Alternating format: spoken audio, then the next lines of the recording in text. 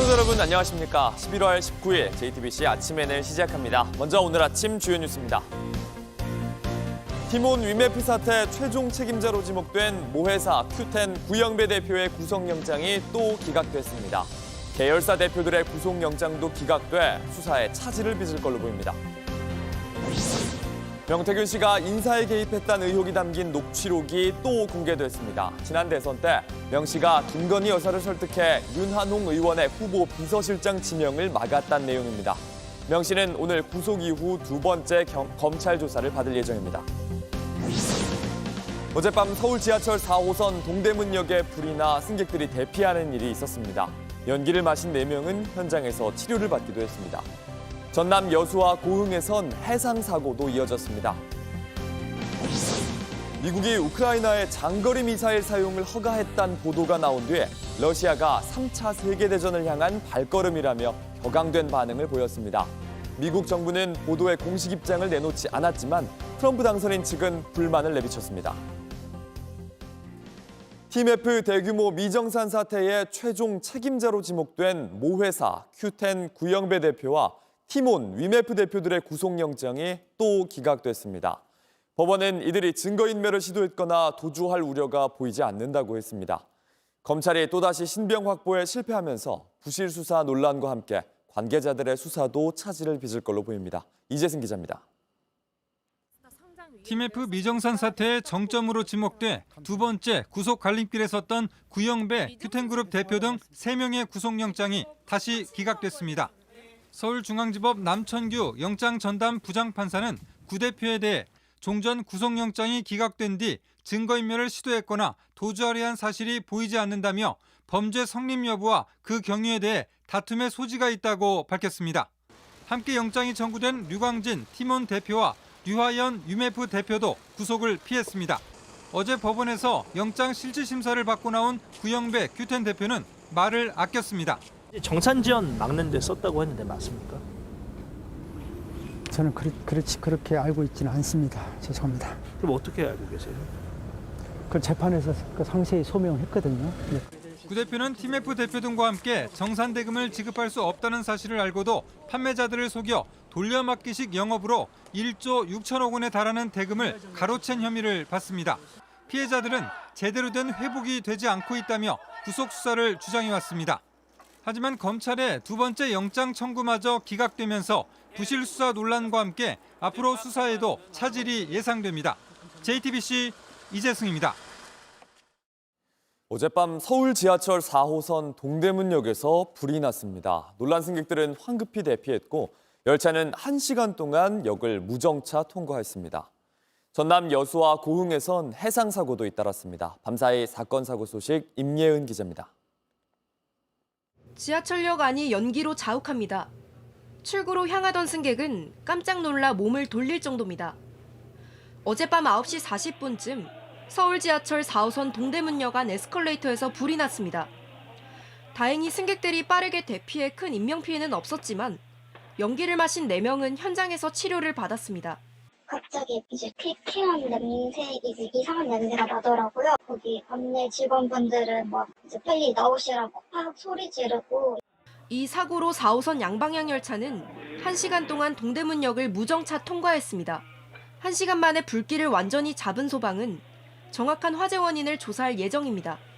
어둠이 짙게 깔린 바다 위 해상 구조대원들이 거침없이 헤엄쳐 나가더니 튜브에 간신히 매달린 한 남성에게 접근합니다. 머리만 잡아줘, 머리. 내가 머리만 들어줘. 어제 저녁 7시 반쯤 전남 여수 엑스포장 앞바다에서 70대 남성이 물에 빠졌습니다. 해경은 남성이 포구 난간에 앉아 있다가 바다에 떨어지는 사고로 이어진 걸로 보고 사고 경위를 조사 중입니다. 형체를 알아볼 수 없는 어선, 불에 타 뼈대가 훤히 드러났습니다. 어제 오후 7시 44분쯤 전남 고흥군 지죽도 남서쪽 해상에 5톤급 양식장 관리선에서 불이 났습니다. 베트남 선원 4명이 타고 있었고 이들의 신고로 출동한 소방은 2시간 만에 불을 껐습니다. 해경은 정확한 화재 원인을 파악하고 있습니다. JTBC 임예은입니다. 민주당이 어제 명태균 씨의 인사 개입 의혹에 대해 추가 녹취록을 공개했습니다. 지난 대선 과정에서 자신이 김건희 여사를 설득해 윤한홍 의원의 대선 후보 비서실장 지명을 막았다는 건데요. 물론 명 씨의 일방적인 주장일 수 있지만 사실인지 아닌지 반드시 밝혀져야 할 부분입니다. 만약 사실이라면 김 여사 관련 의혹이 인사 개입에까지 번지는 셈입니다. 조민준 기자입니다. 명태균 씨가 2022년 3월 초 대선 직전 지역 정치인과 나눈 대화입니다. 자신이 김건희 여사를 설득해 윤 의원을 대통령 후보 비서실장을 시키려는 걸 막았다고 주장합니다.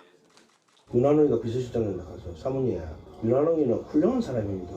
서울대를 나왔고 인사비서관하고 서울시에 있었고 경남도에 있었고 그렇게 훌륭하신 분을 어떻게 그 선거판에 비서실장을 씁니까? 명 씨는 자신의 말을 들은 김 여사가 곧바로 윤석열 당시 대통령 후보에게 전화했다고 했습니다. 바로 신랑 전화해갖고 내가 윤한홍 의원한테 안 된다 했으니까 당신 그래 알아.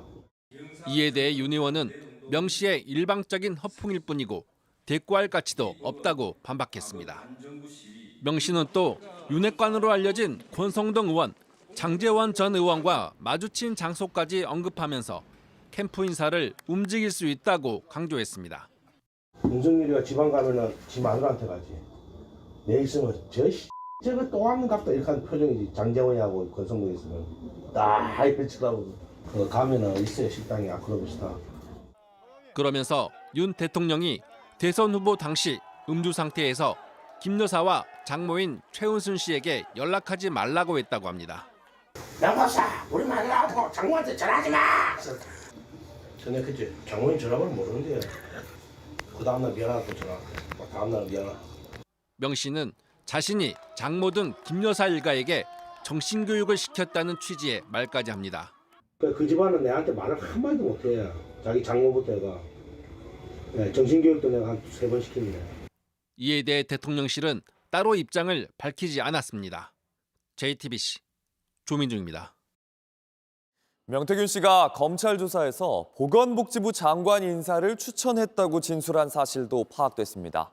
윤 대통령 부부와 친분이 있는 함성득 교수가 자신에게 보건복지부 장관 추천을 부탁했고 의사 출신의 전직 여당 의원을 추천했다는 겁니다.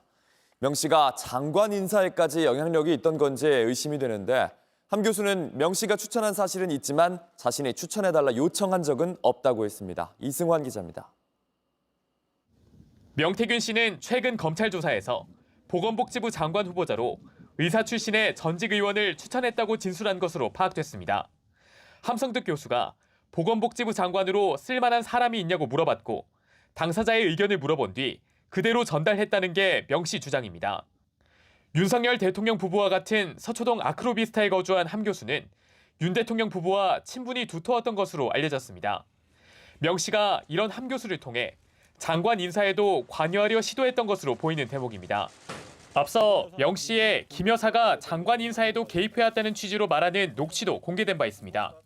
나는 분명히 했다라고 마누라 보고 얘기하는 거야. 그 장관 앉혀 뭐 앉혀 아무것도 모르는데 이거 앉혀라 저거 앉혀라 저거 앉혀라 안 한 거야. 그 마누라 앞에서 했다고 변명하는 거야. 내가 평생 일에 있지 않겠습니다 하니까 알았어 내가 지금 됐지? 지 마누라한테 그 말이야. 마누라.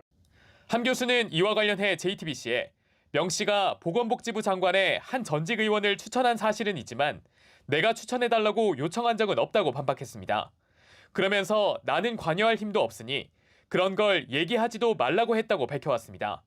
JTBC 이승환입니다. 바이든 미국 대통령이 우크라이나가 러시아의 장거리 미사일을 사용할 수 있도록 허용했다는 보도 이후 전쟁 당사국들이 예민하게 움직이고 있습니다. 그런데 정작 미국 정부는 해당 보도를 시인도 부인도 하지 않고 있어서 트럼프 당선인 쪽에서 정책 불확실성을 키우고 있다 이런 불만이 나오고 있습니다. 워싱턴에서 정강현 특파원입니다. 바이든 대통령이 우크라이나에 장거리 미사일을 러시아 본토를 향해 사용할 것을 허용했다는 보도가 나온 뒤 러시아는 3차 세계대전을 향한 발걸음이라며 즉각 격앙된 반응을 내놨습니다. Уходящая администрация в Вашингтоне намерена предпринять шаги, собственно, они об этом и говорили, с тем, чтобы продолжать подливать масло в огонь и продолжать провоцировать дальше нагнетание напряженности вокруг. 우크라이나 젤렌스키 대통령도 발빠르게 움직였습니다. 곧바로 동부 최전선으로 가서 군 병력을 격려했고 실제로 장거리 미사일을 사용할 가능성까지 내비쳤습니다. В медіа говорять про те, що ми отримали дозвіл на відповідні дії. Але удари завдають не словами. Такі речі не анонсують. Ракети 실제 러시아가 해당 보도 직후 우크라이나 남부 오데사를 공습했고 젤렌스키 대통령은 푸틴이 전쟁을 자제할 거란 보도는 거짓이라며 격앙된 반응을 보이는 등 양측 갈등은 더 커지는 양상입니다. 하지만 미국 정가에선 바이든 대통령의 이번 결정이 전쟁 상황을 근본적으로 바꾸긴 힘들 거란 관측이 나옵니다. 실제 러시아의 공습은 과거에 비해 산발적이고 우크라이나 젤렌스키 대통령 역시 내년엔 전쟁이 끝날 것이라며 조기 종전에 무게를 싣고 있습니다.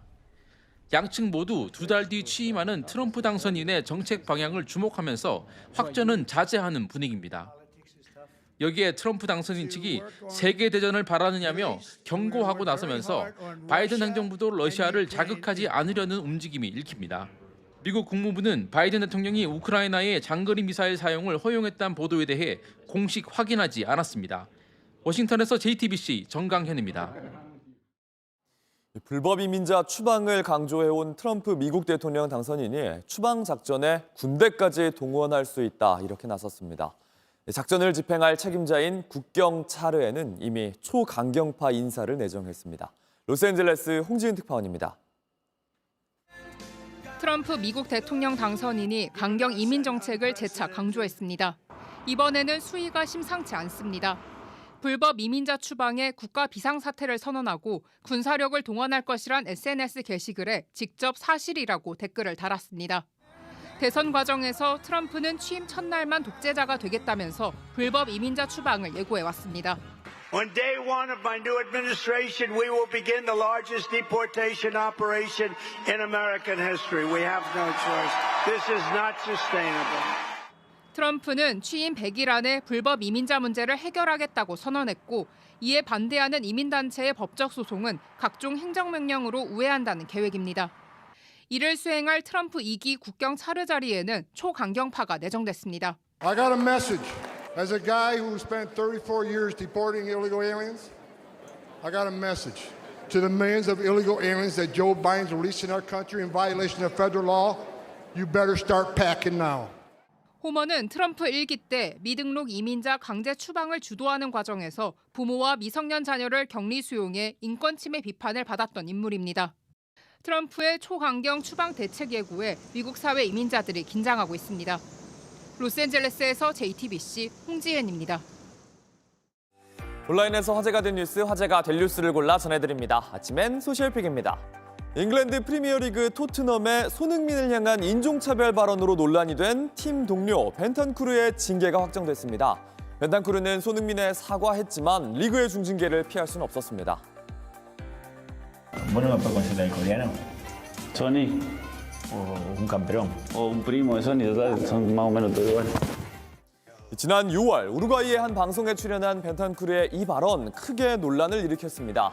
벤턴쿠르는 누구에게도 불쾌감을 줄 의도가 없었다면서 사과했고 손흥민도 우리는 형제라며 사과를 받아들였는데요. 토트넘 구단도 선수단을 대상으로 차별 방지 교육을 하겠다고 했습니다. 잉글랜드 축구협회 징계위원회는 벤턴쿠르가 인종차별 관련 규정을 위반했다고 판단했습니다. 7경기 출전 정지와 함께 벌금 10만 파운드, 우리 돈 약 1억 7,600만 원을 부과했습니다. 프리미어리그 경기와 카라바오컵 8강전에도 출전할 수 없게 됐습니다. 태국 중부에서 원숭이 200여 마리가 우리를 탈출했습니다. 헐거워진 우리를 깨고 나와서 경찰서를 습격하기도 했습니다. 철창 밖으로 나온 원숭이들이 건물 지붕 위를 뛰어다닙니다. 경찰서는 원숭이가 들어올라 문을 모두 잠그고 커튼도 쳤습니다. 경찰은 원숭이를 사로잡기 위해서요, 옥수수를 손질하고 바나나를 넣은 덫도 곳곳에 놨습니다. 현지 시각 16일 밤 로프리주의 한 동물보호소에서 달아난 원숭이 200여 마리가 거리로 쏟아져 나왔습니다. 원숭이 개체수가 너무 늘어나자 수용을 해둔 건데 4, 5년 된 낡은 우리를 흔들어서 도망친 겁니다. 지역 주민들은 내 집 안에서도 원숭이들 때문에 자유로울 수가 없다 이렇게 호소했습니다. 한 사원에서 원숭이들을 위한 먹이를 준비해 놔서 40여 마리를 사로잡았지만 도망간 원숭이들 모두 잡으려면 사흘 정도 걸릴 것으로 보입니다. 러시아의 발레리노 블라디미르 슈클리아르프가 39살의 나이로 숨졌습니다. 일부 외신은 그가 우크라이나 전쟁을 비판해왔다는 점에 주목했습니다. 현지 시각 16일 러시아의 마린스키 극장은 슈클리아르프가 상트페테르부르크의 한 건물 5층에서 떨어져 숨졌다고 밝혔습니다. 정확한 사망 원인은 밝혀지지 않았지만 알코올 중독 문제도 겪고 있던 걸로 전해졌습니다. 이 슈클리아르프는 뉴욕 메트로폴리탄과 런던의 오페라 하우스에서 공연해 세계적인 명성을 얻은 마린스키 발레단의 수석 무용수입니다. 국내에선 2019년 창작 발레 춘향에서 푸른 눈의 이몽룡을 연기해 주목을 받았습니다. 2년 전 자신의 소셜미디어엔 우크라이나 전쟁에 관해 러시아 정부를 비판하는 글을 올렸습니다. 어떤 전쟁도 반대한다. 정치인들은 민간인을 죽이지 않고도 협상할 수 있어야 한다고 했고 할아버지와 증조 할머니가 우크라이나에서 지냈다는 사실을 밝히기도 했습니다. 하지만 관련 게시물은 삭제됐고 러시아에서 계속 공연하며 전쟁에 관한 언급은 자제해온 걸로 알려졌습니다. 발레계는 전 세계 관객에게 은혜와 열정을 불어넣은 예술가라며 안타까운 마음을 나눴습니다.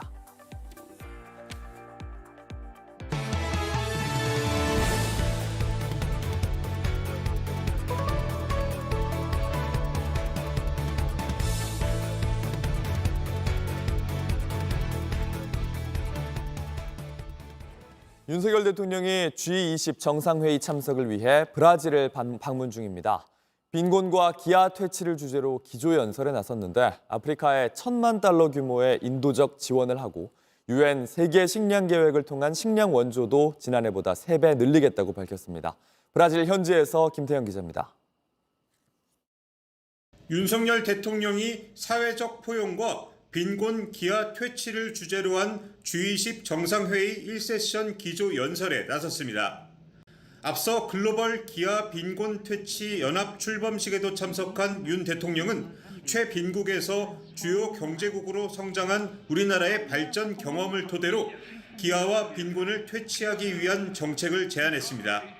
윤 대통령은 우리 정부가 올해 실시 예정인 $10,000만 규모의 아프리카에 대한 식량 지원 프로그램을 연내에 완료할 것이라고 하였습니다.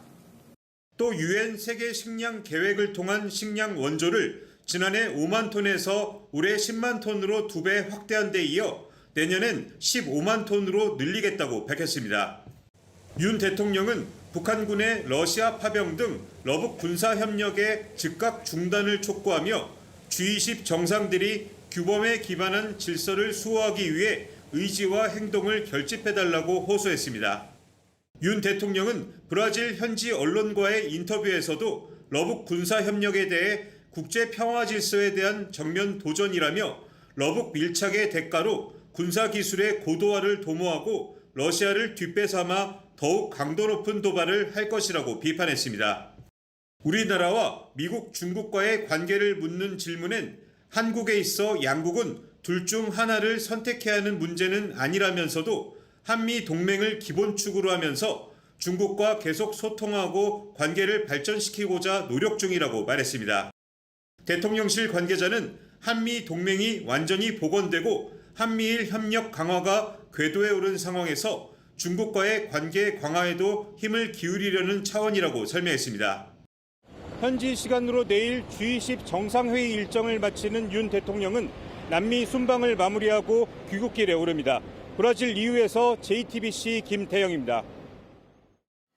초등학교 선생님들이 학교 교장으로부터 직장 내 괴롭힘을 당했다는 주장이 나와서 교육청이 조사에 나섰습니다. 방과후 수업 중에 와인 파티를 강요하고 말을 부드럽게 해달라는 부탁에는 삿대질에 고성까지 오갔다고 했습니다. 정인아 기자입니다. 지난해 9월 4일 서희초등학교 교사 사망 49제에 맞춰 교사들의 연가파업이 있었습니다. 서울 관악구의 한 초등학교 교사들도 참여하려다 추모 현수막을 걸어주겠다는 학교 측의 약속에 마음을 바꿨습니다. 그런데 당일 현수막은 걸리지 않았습니다. 교사들은 항의를 했지만 되레 폭언을 들었다고 했습니다. 선생님이